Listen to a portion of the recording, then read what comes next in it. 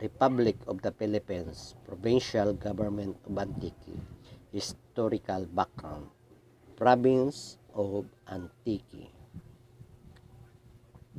Antique is one of the provinces comprising Panay Island.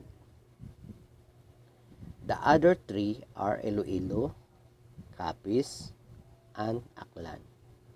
It is the narrow strip of land stretching along the entire west coast of the island, shielded from storms by mountain ranges in the east that cut off the range of northwest monsoon and cause a dry season from November to April.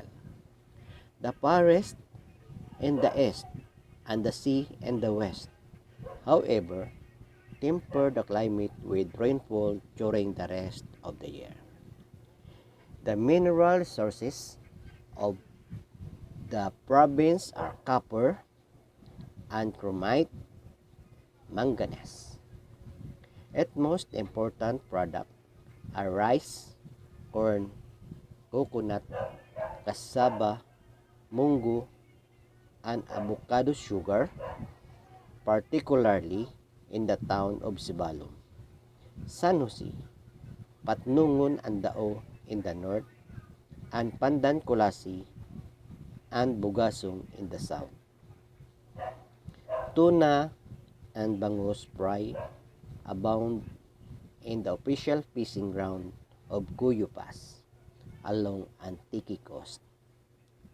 Antique is composed of 18 municipalities on the land area of 2,522 square kilometers. It had a population of 289,172 in 1970.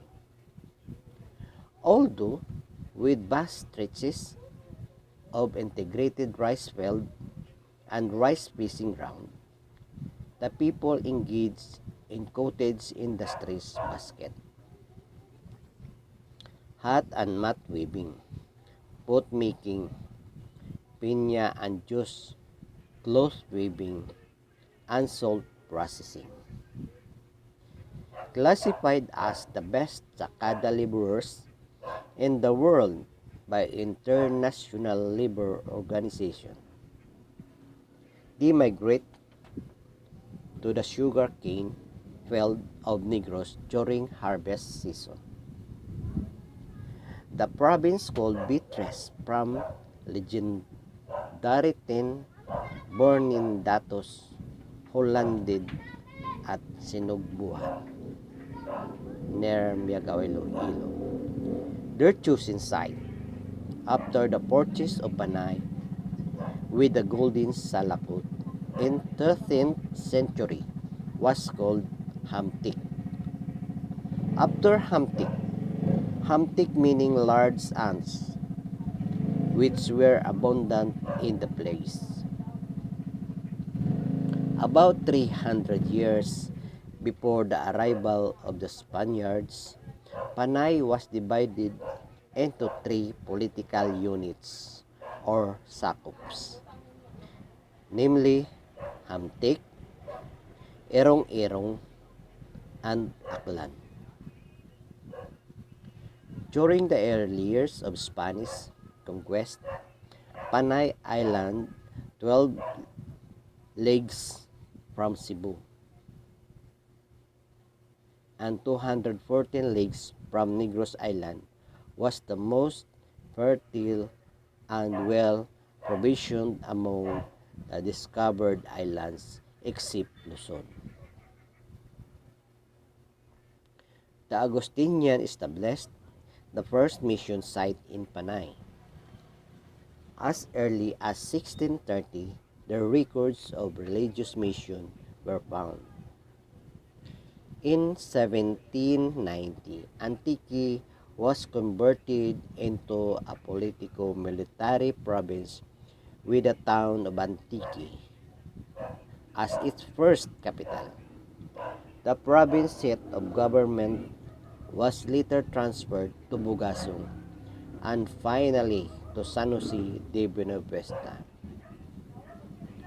During the Philippines Revolution in September 18, 1998, General Emilio Aguinaldo appointed Leandro Polion, one of the bravest general, to lead the revolutionary activity in Antique. A provisional government of the revolutionists was later set up in the province.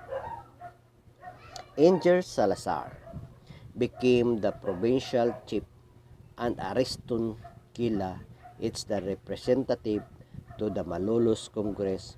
With the abolition of the Federal Council, General Polion became the politico-military governor of Antique. General Polion also led the Antiqueños and the other people of the provinces of Panay against American forces. He, however, surrendered on March 23, 1901. The same day, General Aguinaldo was captured by the American forces in Palanan. On April 13, 2001, a civil government was established in Antique, and he was again appointed as a governor. Under the Philippines Commonwealth in 1985, Calixto D. Saldivar became the representative of Antique to the National Assembly. Before the outbreak of World War II in 1939, Antique was chosen as one of the mobilization centers in anti-caption of Japanese invasion.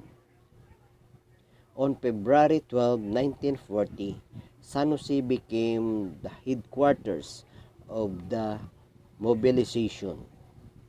2 years later, in 1942, after a series of Japanese bombings, the Japanese Imperial Forces, commanded by General Masaharu Homma, organized the Kawin Detachment, which occupied the island of Panay. Not only rich in history, but also in folklore, Antique takes pride in its colorful binirayan, translated as the leisurely boat ride in Kinaraya, which commemorates the arrival of the 10 Bornean Datos in Panay.